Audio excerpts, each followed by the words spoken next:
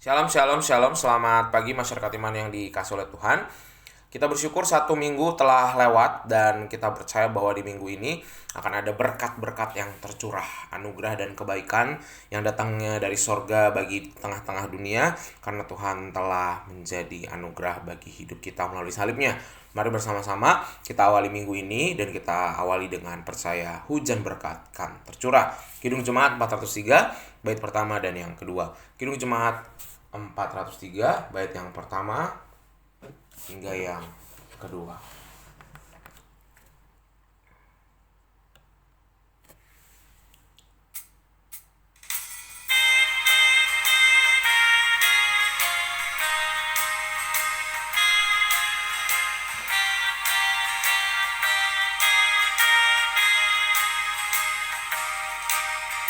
Hujan berkat kan tercurah, itulah janji kudus. Hidup segar dari sorga kan diberi penebus.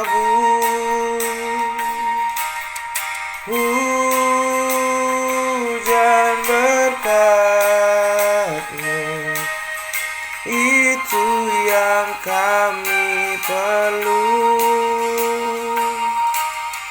Sudah menetes berkat-Mu, biar tercurah penuh.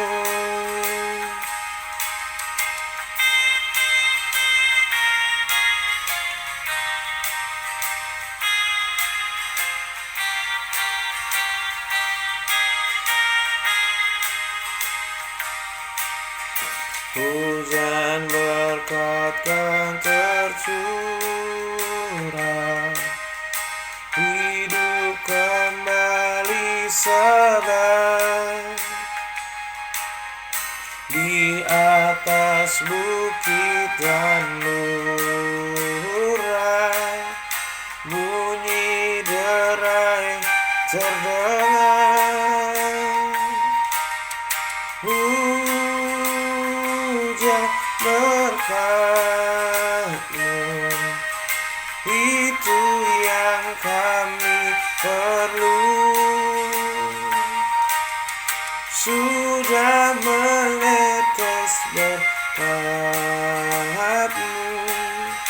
biar tercurah penuh.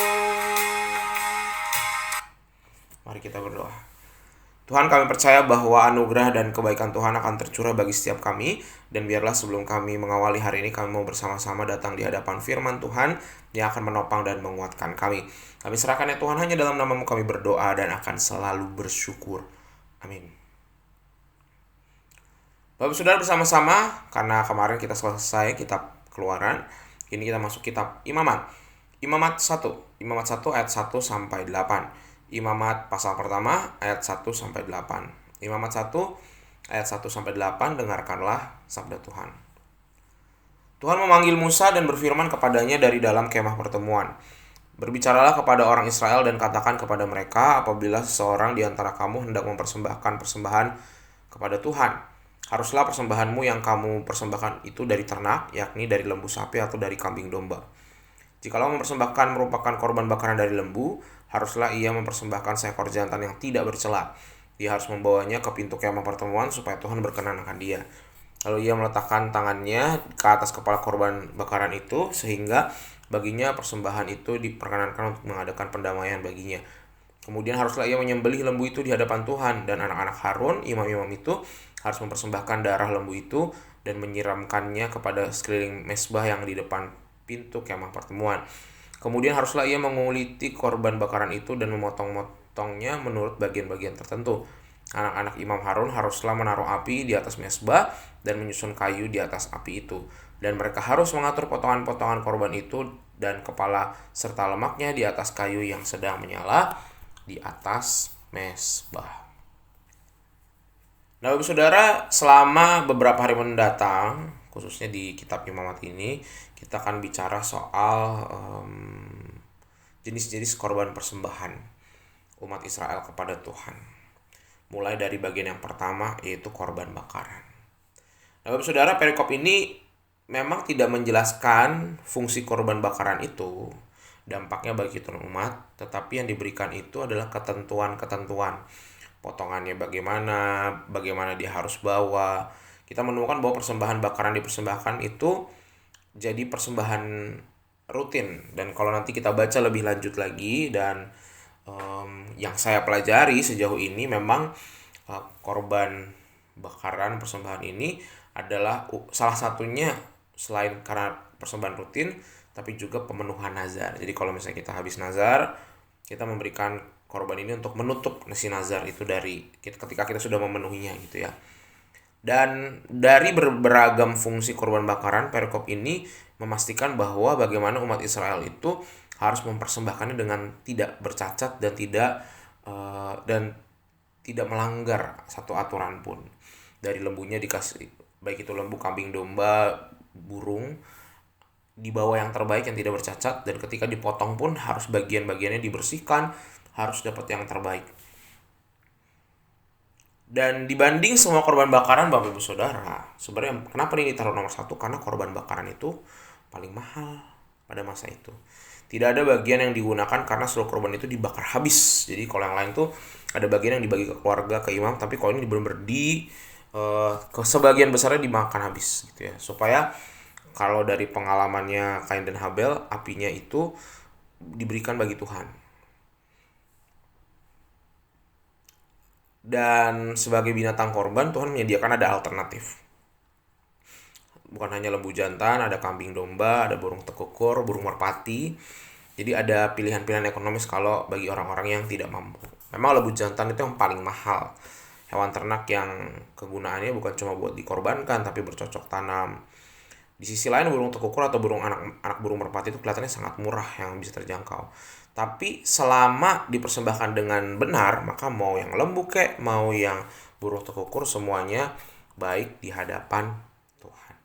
Nah, Bapak Saudara, kita mau belajar apa sih dari ini? Ini belajar bahwa apapun yang kita persembahkan, besar dan kecil, asal kita berikannya betul-betul yang terbaik dari apa yang kita punya, maka itu yang berkenan di hadapan Tuhan. Nggak harus selalu besar, tapi bukan berarti juga kita ngasih setengah-setengah. Kalaupun kecil, tapi kita berikan dengan sepenuh hati, semaksimal yang kita bisa, maka itu yang berkenan di hadapan Tuhan. Mempersembahkan itu bukan cuma persembahan materi, tapi hidup kita juga, talenta kita. Aduh, aku mah nggak bisa berdoa, aku nggak bisa nyanyi, suaraku fales, tapi aku bisa menjadi asyir. Tapi apa asyir dibanding pelayanan yang lain kayaknya kalah gitu ya? Enggak, semuanya sama. Mau jadi asyir mau jadi pemandu, mau jadi penatua, mau jadi pendeta, semuanya sama di hadapan Tuhan kalau ada syaratnya, asalkan dilakukan dengan tulus, dengan sukacita. Tapi kalau udah dilakukan dengan terpaksa, ya sama aja, itu nggak berkenan di hadapan Tuhan. Nah, Bapak Saudara, kita mau menjalani hari ini juga dengan memberikan yang terbaik. Kita mempersembahkan hidup kita, dan tadi apapun yang kita jalani, baik kita di toko, kerja, sekolah, di rumah bersama keluarga, melayani di gereja, mari bersama-sama kita berikan yang terbaik buat Tuhan. Jangan setengah-setengah, jangan takut-takut, jangan bimbang-bimbang, dan biarlah anugerah Tuhan yang memelihara kehidupan kita bagi setiap kita yang sungguh-sungguh mempersembahkan hidup kita untuk Tuhan. Tuhan mampukan kita untuk memberikan korban persembahan yang terbaik dan melalui hidup kita untuknya. Amin. Mari kita berdoa. Tuhan, kami bersyukur hari ini kami belajar dari perjalanan umat, khususnya dari para imam. Kami belajar tentang bagaimana mempersembahkan korban bakaran. Mungkin kami tidak melakukannya lagi sekarang, tetapi kami percaya korban bakaran itu harus tak bercacat dan harus setulus mungkin. Bukan besar kecil yang Tuhan perhitungkan, tapi biarlah kami memberikan yang semaksimal yang kami bisa dalam kami berdagang, bekerja, bersekolah, baik kami di rumah, baik kami bergereja, dimanapun kami berada. Kami serahkan ya Tuhan kehidupan kami dan perjuangan kami hari ini, seluruh keluarga kami serahkan. Hanya dalam nama-Mu kami berdoa dan bersyukur. Haleluya. Amin. Selamat pagi, Tuhan Yesus memberkati, tetap bersemangat.